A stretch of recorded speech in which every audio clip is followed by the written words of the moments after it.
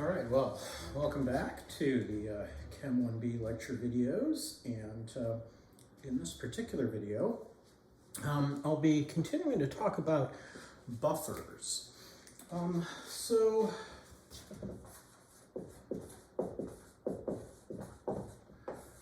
we saw in the workshop, and I gave talked about the common ion effect and gave a quick intro to buffers.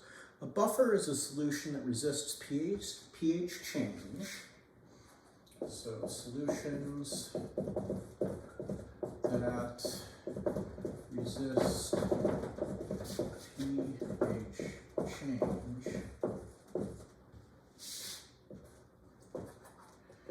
made by mixing weak acid or base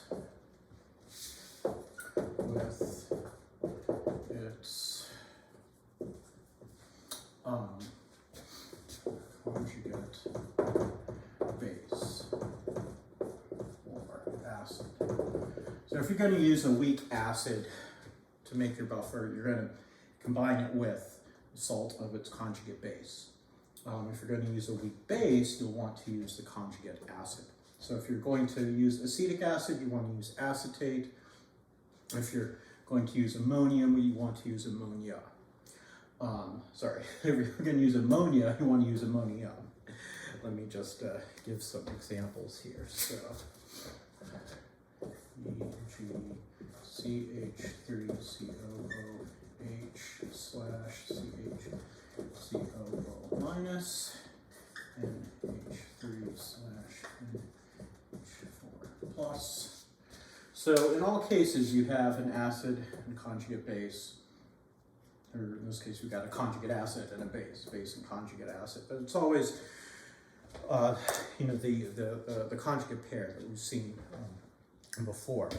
And of course, these work because of the common ion effect.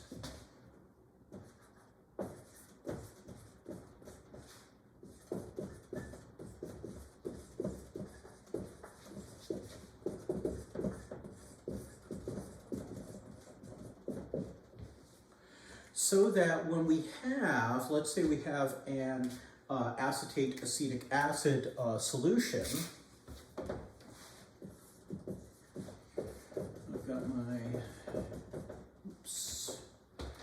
getting ahead of myself here. CH3COOH aqueous equilibrium with H plus aqueous plus CH3COO minus aqueous.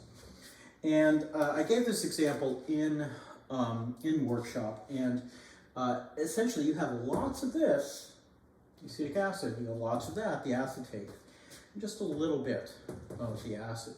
So when you change the amount of acid you have here, or rather the amount of protons, I should say, the amount of protons you have, you'll add or subtract by adding OH minus. You either add H plus or you'll remove H plus by adding OH minus. Well, there's so much of this other stuff that the equilibrium will shift to counteract any change. So really, this is due to the common ion effect and Le Chatelier's principle. You can think of it that way. So adding H plus or OH minus doesn't change the ratio of acid to conjugate base that much. So let's take a look at this maybe a little bit more, not exactly quantitatively, but we'll introduce a nice equation. So let me erase here. Introduce you to an equation that you can use in various buffer calculations, and then in workshop we'll go ahead and do those calculations. So in general,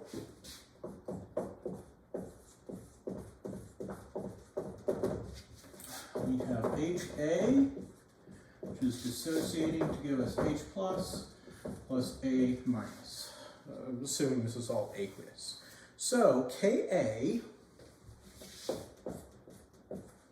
equals H plus times A minus over HA concentration. There we go. So that's just our expression for Ka. Now, we could also rewrite this as, H plus concentration equals, that guy equals Ka times HA concentration divided by A minus concentration. So I'm just dividing both sides by A minus concentration and multiplying both sides by HA concentration. So that's what I get. Now we can go ahead and take the negative log of all of this. And so my pH, no, here, let's do it this way. Let's just do negative log. Let me just rewrite this a little bit better here.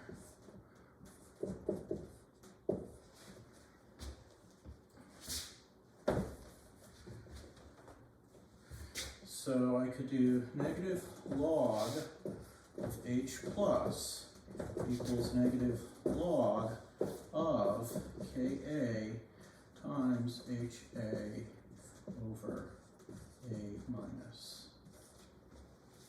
All right, well this here equals pH.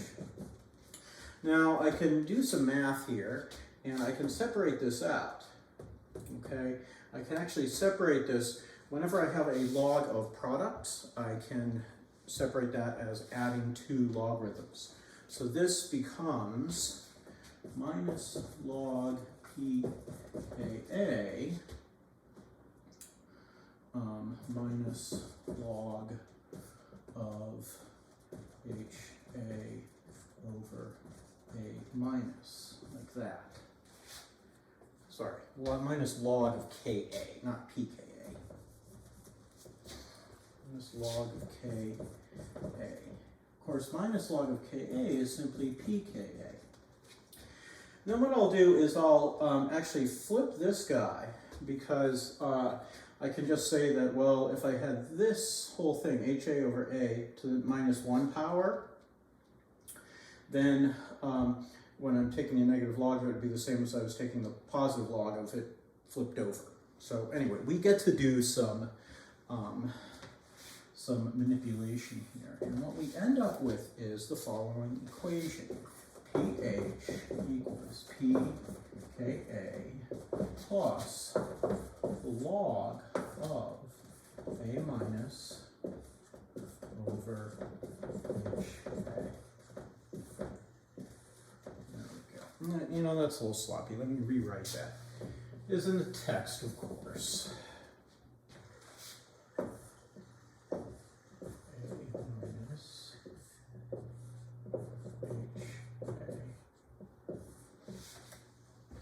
And this is called the Henderson-Hasselbalch equation.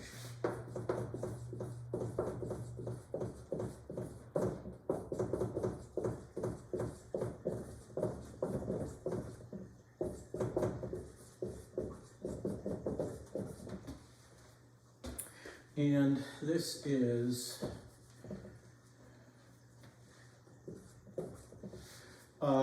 is useful whenever you're doing a buffer type problem or trying to prepare a buffer, etc. So what it says is that when you prepare your buffer, the pH of the buffer solution is equal to the pKa of your weak acid plus the log of the ratio of conjugate base to weak acid. Now, if you have a 50-50 mixture, well, that's just, you know, the x over x or whatever, 50-50, it's 1. The log of 1 is 0, so pH equals pKa. So the pKa of a weak acid is the pH at which you have an equal amount of protonated acid and deprotonated, a conjugate base. And, you know, of course, you'll get different pHs. If you've got more of the base, you'd be at a higher pH. If you have more of the acid, you'd be at a lower pH. And so we'll do a bunch of calculations like this in the workshop. later in a future workshop, actually probably the next one, but anyway. Let's see, the other thing I want to mention is that when you're trying to make a buffer, it's easiest to do when the pKa of your acid is close to the pH of your, solution, your target pH. So if you had a target pH of 7, you might want to use a phosphate buffer with the second deprotonation. You wouldn't want to use necessarily an acetate buffer because the pKa of acetic acid is 4.75, 4.74, whatever it is. Anyway, we'll talk more about that in the workshop and we'll do some problems. But just wanted to get you guys introduced to the Henderson-Hasselbalch equation here. All right, so hope you enjoyed that little talk about buffers, and I'll see you at the greenhouse. The gray house with the white tree.